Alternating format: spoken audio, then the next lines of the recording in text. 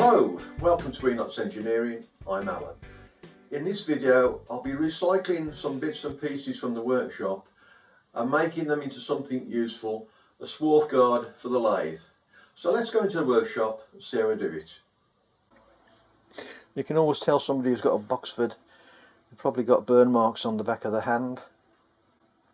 That's due to the way the handle is located for the saddle being virtually under the tool, so any swarf that comes off the tool usually comes down this way, hits the back of your hand, or if you've got your hand that way, goes into the palm of your hand and you have to flick it out before it burns you. So what I'm making today is a guard. I have this magnetic stand, which is an old one. It's supposed to be a flexible rod, but like this type of rod or flexible shaft is never flexible, it'll only go where it wants to go. It did have a perspex screen which was useful for clipping on there, but it doesn't want to go there anymore. So what I thought I would do is remove the magnet, which is okay, which will fit on here, make something to fit this magnet so I can fit a screen here to protect your hand from the swarf, stop the swarf coming onto the floor, because being a small tray underneath that the machine's built on, any swarf that comes out, half of it goes on the floor. So if I can prevent it going on the floor, it's less work for me. So I've had a scout around, and what I've found is this plastic. It's a document holder for sheets of A4 paper, but the hinges have broke off it, so this is ideal. Half of this will do as a guard. I'll fit it on here, and as I've got my hand here, any swarf should hit the back of this and go down the back, keep it off my hand. So what I need to do is get some way of fitting this piece of plastic onto this magnet. This flexible mounting, a bolt to fit that. I've got this piece of aluminium angle which will then go on top of there, and I can fit that to this plastic sheet, something like that. And I can still move it in and out with the magnets or twist it to give me a bit of adjustment on it. The main part is it wants to come down so that the handle is behind your screen. There's a reduced chance of swarf coming off the tooltip straight onto your hand when you're turning the handle. So we've got the magnets, we've got the aluminium, that will just have a hole drilled in for clearance for the bolt. I'll be able to twist this on the top of the magnet, and then I'll have two holes in here, two screws to fit the plastic sheet on. What I have at the moment, the R20 collet adapter, and I've put in a 10mm bolt. The reason why I'm using collets is because with the chuck, the diameter of the chuck is out here and it makes it difficult to get in with the tool. I'm having to turn with the tool pointing that way so I can turn the face, and I need to reduce this down in diameter, then I'll cut it off.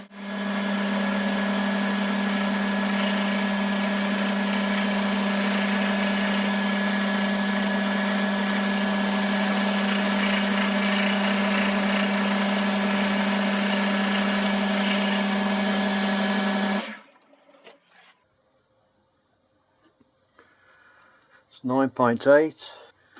The diameter of this thread is 9.4.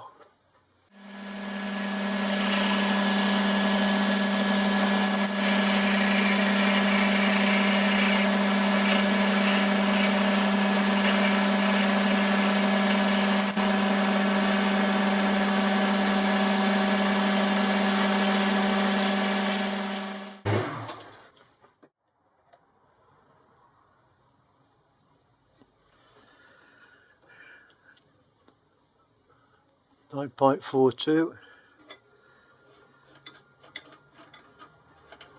I'll hold that in a vise now and saw the thread off.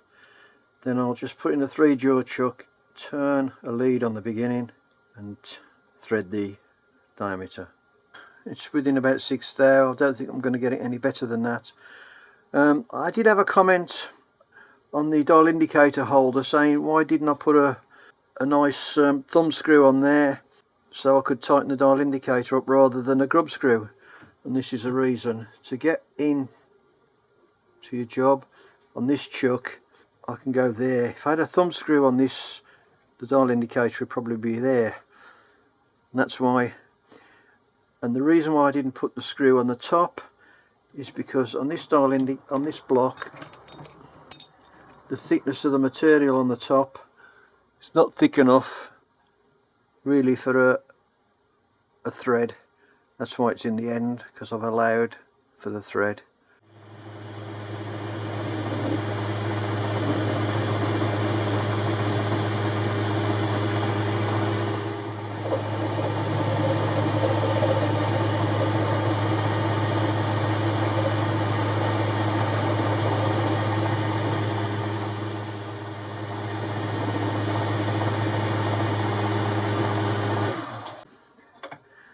Okay, I'm fitted my die guide. This is the same fitment here that I use for my tap guide. All I've done is taken the spring loaded bit that goes in the end for taps, taken that out, and then this piece will fit on, which the die is held in there. It slides onto this bar, so that's free to turn. You feed it in with your tailstock and turn the chuck.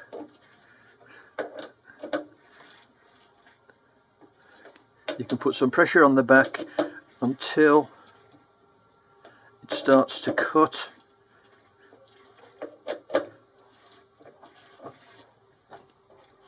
Then you don't need any pressure anymore. Once you've cut a couple of threads, it'll start to pull itself in.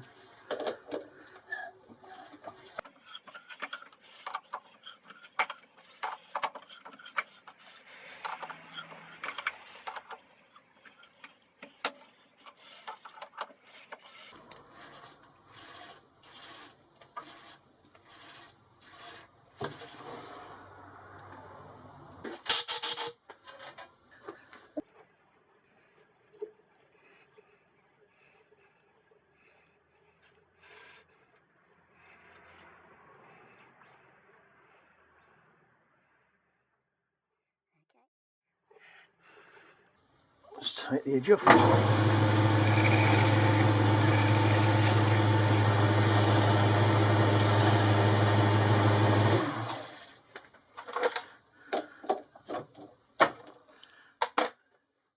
So we've got the magnetic block with the bolt going in. And the next thing I need to do is get this aluminium plate, drill a hole in the centre of the aluminium plate there to fit the bolt. But before we do that, we'll have some more top tips. This is a dustpan I bought from my local DIY centre. It's an extra large dustpan and I've made some modifications to it. I've drilled a hole through the back to fit a pipe. I've fitted a 1.5 inch plastic pipe with a cable tie, and on this end I've modified an old vacuum cleaner tool by fitting it to the pan, cutting a slot in the front. When I attach it to the hose, it will suck any dirt through the slot. When I need to clean some dirt off the floor, put the pan on the floor, sweep the dirt onto the tray, and the vacuum sucks it up into the shop vac. And I found with this Boxford lathe on the switch there, you slide that under there and it will hold in position. If you take a brush, you can then brush your swarf into the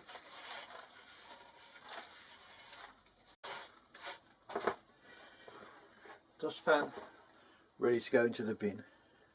And under the lathe at the back in the coolant tray, there's a perforated disc to let the coolant drain out, and I've added an eye into the middle, so when you try to get the perforated disc out for your suds drain, you're not grabbing the edge, getting all swarf on your hands. You can just lift it with the eye, clean it out, replace it. To clean it out, you can use a magnetic pickup, and all you do is remove the disc, put the magnet down inside, move it around, and you can actually go down with the magnet, the pipe that's there, to clean anything that's blocking the pipe. Under the tailstock there's a recess. You tend to get bits of swarf going down that recess. Once more, if you take a magnet, you can put the magnet down there, take out the swarf, brush it into the bin. I have this set of centre drills from Baggood. There are 6 drills in the set. They're high-speed steel with a coating. The centre drill I normally use would probably be this one or this one. Very rare I'd use the large one or the very small ones. I suppose people doing in model engineering would use smaller drills. It'd be nice if you could buy these in a pack of 6 of the same size, so that you could select what size you need rather than a pack of 6 different ones. I'll take this 6mm drill and we'll see how that performs on the aluminium, which it should do quite easily.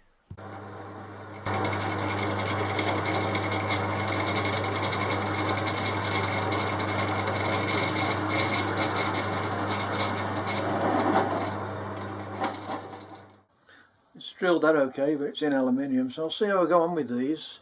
I'll use them in the lathe and you can see how they go over the next few weeks.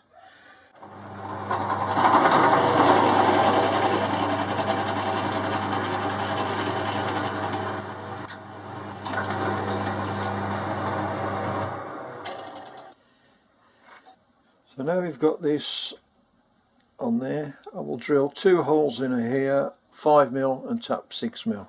Drill one in this corner and one over in that corner.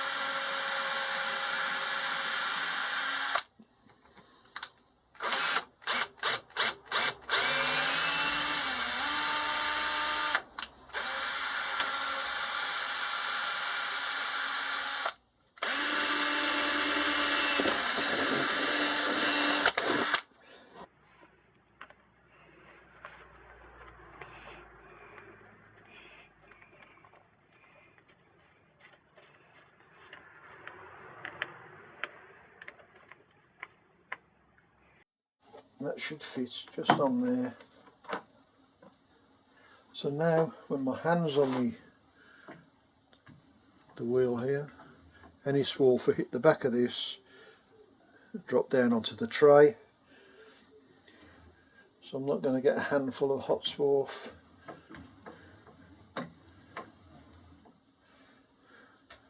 If I need to adjust the angle, I can twist it on the top. That's it for today. Thanks for watching. If you liked it, why not subscribe, and we'll see you next time on Enots Engineering.